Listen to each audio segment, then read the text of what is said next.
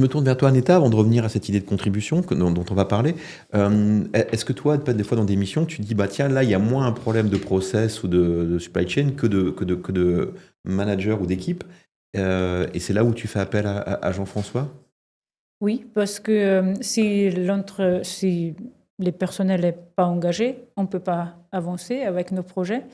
Et là, des fois, quand ça coince, oui, je fais appel à Jean-François pour dire comment on peut décoincer. Est-ce qu'on peut déjà arriver à induire cette notion de leader ou même si leader c'est inné ou certaines capacités ou nécessaires à un leader c'est de l'inné, mais est-ce qu'on peut amener les managers en place Alors, à prendre leur pleine fonction? Leur pleine fonction, et j'imagine que ce qui est pas simple, c'est parfois, c'est parce que tu dis, bon, là, vous n'avez pas le bon logiciel, on change le logiciel, vous n'avez pas le bon process, on change le process, dire, vous n'avez pas la bonne personne, là, on rentre dans l'humain, c'est moins facile.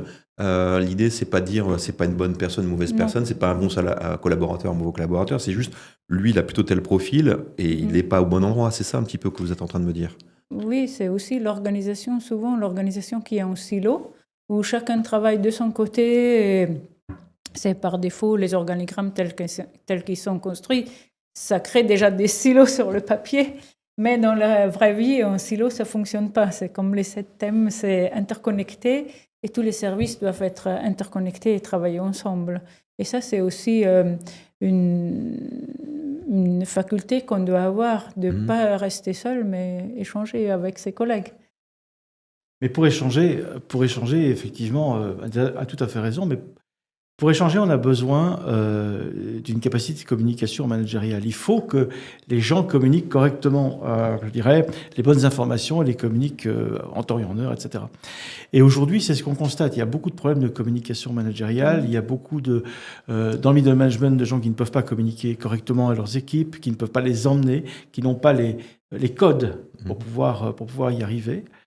Et c'est ça qui pose problème, c'est ça qui bloque et c'est ça qui empêche les projets souvent de se développer. Donc les interventions que je fais, notamment, c'est des interventions avec du middle management pour essayer de débloquer les situations et avec les codir aussi de leur faire prendre conscience. Mais comment tu fais comprendre à quelqu'un qu'il n'est pas à la bonne place, qu'il n'a pas les capacités pour manager, mais qu'il a d'autres capacités? Est-ce que tu as des outils et tu dis, bah là c'est manifeste, en gros il a passé un test, il a pas les capacités mais il est pas au bon endroit? Est-ce que tu as un outil pour ça? Combien de temps tu prends? Est-ce que tu parles en direct avec chacun des managers? Comment tu fonctionnes?